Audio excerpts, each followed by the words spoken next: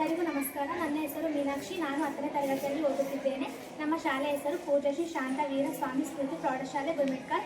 ವಿಕಸಿತ್ ಭಾರತ್ ಬಿಲ್ಡರ್ಕನ್ 2025ಕ್ಕೆ ಎಲ್ಲರಿಗೂ ಸ್ವಾಗತ. ಇಂದು ನಾವು ನಮ್ಮ ಒಂದು ಪ್ರಾಜೆಕ್ಟ್ನ ಹೆಸರು ಸ್ವಚ್ಛ ಭಾರತ ಸ್ವಯಂ ಮೈತ್ರಿ ಯಂತ್ರ. ಗ್ರಾಮೀಣ ಪ್ರದೇಶಗಳಲ್ಲಿ ವಾಸಿಸುತ್ತಿರುವ ಒಂದು ಜನರಿಗೆ ಸಿಬ್ಬಂದಿ ಪೂರೈಕೆಯ ಒಂದು ತೊಂದರೆ ಬಹಳಷ್ಟು ಕಾಣುತ್ತಿದೆ ಮತ್ತು ಅದರಿಂದ ನೆಲಸ್ವಚ್ಛತೆ ಮಾಡುವ ಸಂದರ್ಭದಲ್ಲಿ ಹಲವಾರು ಹೆಚ್ಚಿನ ಪ್ರಮಾಣದ ನೀರು ಮತ್ತು ವಿದ್ಯುತ್ನ ಪೂರೈಕೆ ಬೇಕಾಗುತ್ತದೆ. ಅದಕ್ಕೆ ಪರಿಹಾರವಾಗಿ ನಾವು ಈ ಯಂತ್ರವನ್ನು ಸಿದ್ಧಗೊಳಿಸಿದ್ದೇವೆ. ಈ ಪ್ರಾಯೋಗಿಕ ಯಂತ್ರವನ್ನು ಆಯ್ಕೆ ಮಾಡಿಕೊಳ್ಳಲು ಇರುವ ಪ್ರಮುಖ ಉದ್ದೇಶ ಏನೆಂದರೆ ಮನೆ, ಶಾಲೆ, ಕಚೇರಿ ಹಾಗೂ ಸಾರ್ವಜನಿಕ ಸ್ಥಳಗಳ ನೆಲೆಗಳನ್ನು ಸುಲಭವಾಗಿ ಮತ್ತು ಕಡಿಮೆ ಶ್ರಮದಿಂದ ಸ್ವಚ್ಛಗೊಳಿಸುವುದು ಹಾಗೂ ಕಡಿಮೆ ವೆಚ್ಚದಲ್ಲಿ ಉಪಕರಣಗಳನ್ನು ವಿನ್ಯಾಸಗೊಳಿಸುವುದಾಗಿದೆ.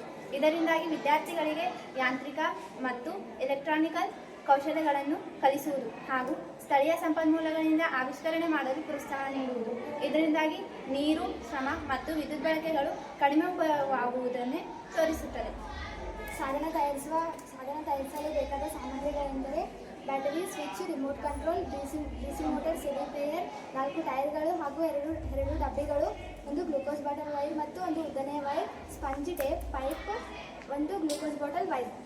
ಸಾಧನ ತಯಾರಿಸುವ ವಿಧಾನವೆಂದರೆ ಒಂದು ಡಬ್ಬಿಗೆ 4 ಕಡೆ ರಂಧ್ರಗಳನ್ನಾಗಿ ಮಾಡಿ 4 ಟೈರ್ಗಳನ್ನು ಜೋಡಿಸಿ ಹಾಗೂ ಒಳಭಾಗದಲ್ಲಿ ಬ್ಯಾಟರಿ, ರಿಮೋಟ್ ಕಂಟ್ರೋಲ್ ಹಾಗೂ ಬೋರ್ಡ್ ಸರ್ಕ್ಯೂಟ್ಗೆ ಬೋರ್ಡನ್ನು ಜೋಡಿಸಬೇಕು. ಅದಕ್ಕೆ ಒಂದು ಉದ್ದನೆಯ ವೈರ್ ಜೋಡಿಸಿ ವೈರ್ನ ಮುಂಭಾಗದಲ್ಲಿ ಪೈಪ್ ಹಾಗೂ ಅದರ ಕೆಳಗೆ ಒಂದು ಟೈರ್ ಹಾಗೂ ಡಿಸಿ ಮೋಟರ್ ಹಾಗೂ ಒಂದು ಸಿಡಿ ಪ್ಲೇಯರನ್ನು ಜೋಡಿಸಿ ಸಿಡಿ ಪ್ಲೇಯರ್ಗೆ ಸ್ಪಂಜನ್ನು ಅಂಟಿಸಿರಬೇಕು ಹಾಗೂ ಒಂದು ಡಬ್ಬಿಯ ಮೇಲೆ ಇನ್ನೊಂದು ಚಿಕ್ಕ ಡಬ್ಬಿಯನ್ನು ಇರಿಸಿ ಅದರಲ್ಲಿ ನೀರು ತುಂಬಿ ನೀರು ಹನಿ ಹನಿಯಾಗಿ ಹೊರಬರುವ